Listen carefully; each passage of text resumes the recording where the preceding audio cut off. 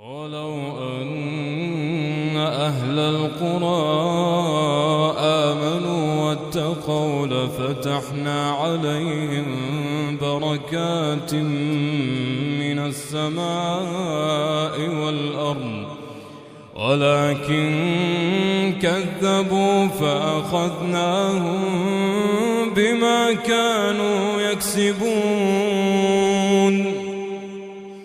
أفأمن أهل القرى أن يأتيهم بأسنا بياتا وهم نائمون أوأمن أهل القرى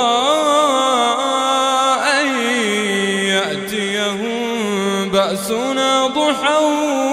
وهم يلعبون أفأمنوا مكر الله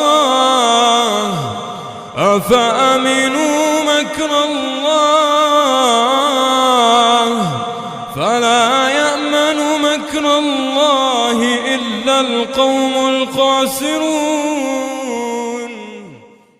السلام عليكم، صباح الخير، عاملين ايه؟ طبعا الحمد لله خلصنا رمضان يعني وليالي رمضان الأخيرة وخلصنا العيد، يعتبر ده أول يوم بعد العيد على طول،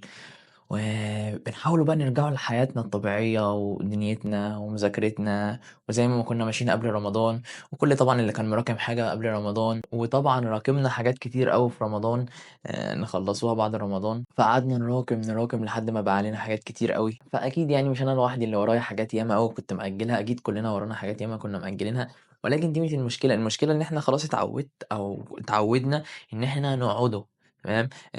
كنا بنصلّوا وكنا بنتهجّدوا ونروحوا تراويحنا والكلام الجميل ده كلّه، وبرضه في العيد قعدنا نتفسّحوا شوية واللي راح شغله واللي عمل اللي عمله يعني في العيد، جايين بقى عايزين نرجعوا نذاكروا، إحنا مش عارفين نذاكروا، جايين نرجعوا نعيشوا حياتنا زي ما كانت مش عارفين. دي فرصة حلوة إن إحنا نبتدوا نضبّطوا الكلام ده مع بعضينا يعني، ونقولوا إزاي أو نعمل إيه أو التريكات يعني اللي ممكن نعملوها تخلّينا إن إحنا نعرفوا نرجعوا زي ما كنا ويمكن أحسن كمان. وبرضه إحنا محتاجين نعملوا الفيديو في الوقت ده عشان إخواتنا اللي في ثانوية عامة خلاص فاضل لهم يعني شهر أو شهرين على الامتحانات، فمحتاجين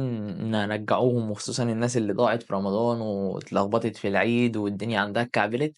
تبدأ من جديد. فخلّينا أكننا بنبتدوا من جديد إن إحنا نذاكروا وإن دي بداية ترم جديد لينا، وخلّي بالك دي فرصة كويسة جدًا إنك تبدأ من جديد، والفيديو معمول في الوقت ده بالذات عشان أنا أقول لك إن إحنا نقدروا نبتدوا من جديد، وخلّيها فرصة جديدة إن إحنا نبتدوا زي ما قُلت لك من جديد، ونبتدوا نذاكروا من جديد، ونبتدوا نتعودوا إن إحنا نرتبوا حياتنا من جديد. طيب اللي خلّانا نعمله الفيديو في الوقت ده مخصوص يعني أو الvlog في الوقت ده هو إن أنا كمان من ساعة ما رجعت من يعني خلّصت العيد، وأنا أو في العيد مثلًا حاولت أذاكر وكده ما لقيت نفسي مش عارف، الواحد طلع حرفيًا خلاص بقى اللي هو أنا طالع من أجازة مش عارف يعمل أي حاجة،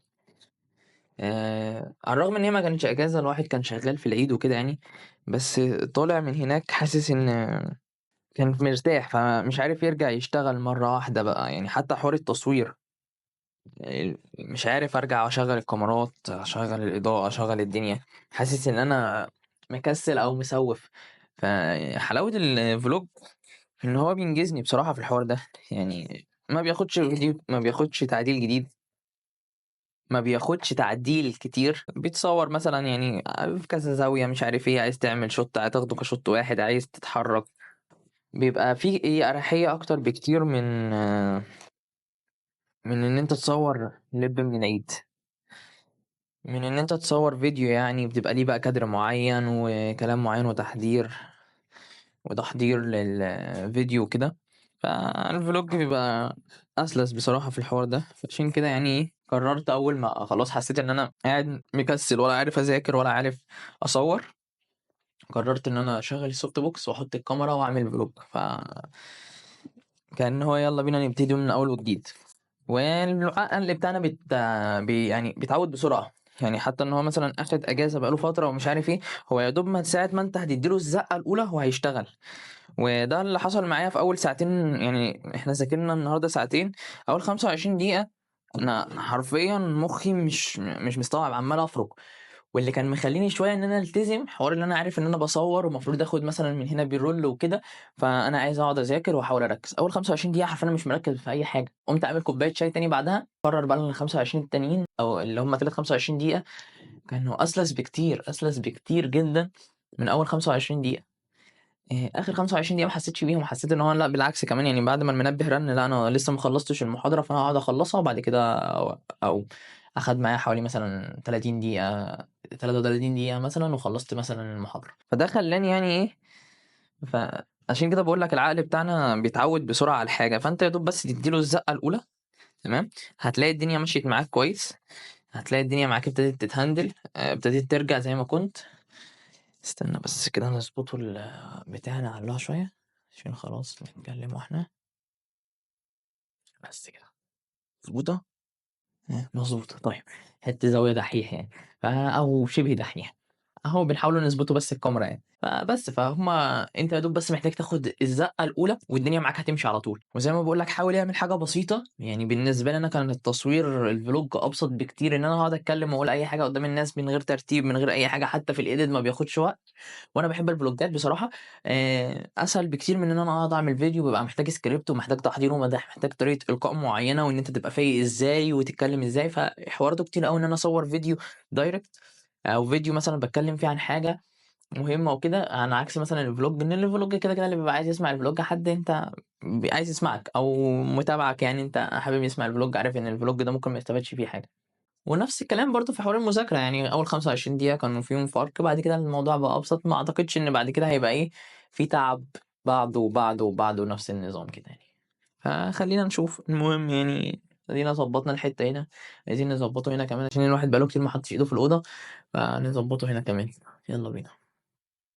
طيب والحمد لله عدّت يومين 3 يعني بعد الكلام اللي إحنا شُفناه يعني ورتّبنا الأوضة وضبّطنا دنيتنا،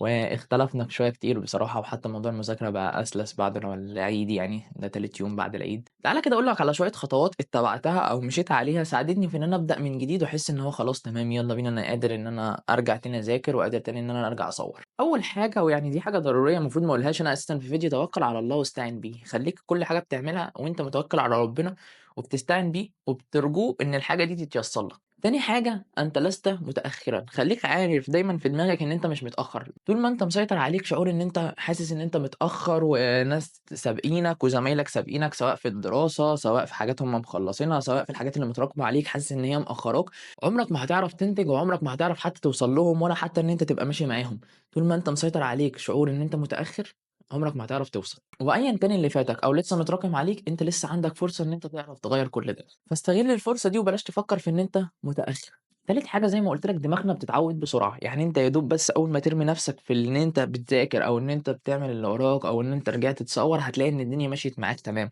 أنا زي ما باقول لك كنت قاعد حاسس إن أنا مش عارف أذاكر ولا عارف أصوّر، يالّا اديتها vlog أهو الvlog أدينا بنخلّصوه، اديتها يالّا مذاكرة، المذاكرة ابتدت تمشي والدنيا تمام، هم أول 25 دقيقة كانوا صعبين زي ما فهّمتك، ولكن بعد كده الموضوع بقى أسهل كتير وأسلس بكتير، وبقيت خلاص باصحى من النوم عارف إن أنا ورايا جدول بامشي عليه، عندي مذاكرة باخلّصها، عندي محاضرات باروحها، عندي سكاشن، فدماغنا بتتعوّد بسرعة وبتتعوّد بسرعة جدًا كمان، يا دوب بس أنت تدّيها الزقة الأولى هتمشي معاك، زي العربية بالضبط العطلانة، بتبقى مثلًا محتاجة زقة، أول ما بتاخد الزقة العربية بتمشي، طول اليوم بتفضل ماشية عادي، بس هي محتاجة الزقة الأولى دي، الزقة الأولى اللي بتدّيها power إن هي تكمّل باقي اليوم أو تدّيها الطاقة إن هي تشتغل طول اليوم، وصدّقني أصعب حاجة هي البداية، وأول ما هتبدأ هتلاقي إن الدنيا بقت معاك جميلة وما فيش حاجة، ورجعت تاني عارف تبدأ وعارف تعيش حياتك زي ما كنت عليها. طيب خلّينا نوجّه رسالة لشباب ثانوية عامة، والله أنا مش ناسيكم، وعايز أقول لك بالأخص بقى أنت مش متأخر، حتى لو كنت شهر رمضان ده ما عرفتش تلِم فيه نفْسك وفي العيد والكلام ده وسِبت المذاكرة الفترة دي أو قصّرت فيها، صدّقني يا حبيبي أنت مش متأخر، وما تخلّيش الفكرة دي تسيطر عليك، أنت لسه عندك فرصة وفرصة كبيرة أوي تستغلّها وتعرف تلِم اللي وراك، وحتى لو في حاجات ياما أوي متراكمة عليك أنت تعرف تهندل دنيتك في الوقت اللي فاضل لك، وفاضل لك وقت كبير مش وقت قليل، وما تقارنش الوقت ده بالوقت اللي فات، لو بالنسبة للوقت اللي فات فهو وقت قليل، ولكن قارن الوقت ده بإن أنت قدّامك قد إيه على الامتحان هتحس إن هو كتير، في الكليات أو في الحياة الجامعية الشهر والّا الشهرين اللي باقيين على الامتحان دول بيفرقوا جدًا، ويعتبر ما حدش بيذاكر غير في الوقت ده، ولو هتجيب سيرة المحتوى فالمحتوى بتاع الكلية اللي هو بيلمه في شهر أكبر من محتوى ثانوية عامة كلّه.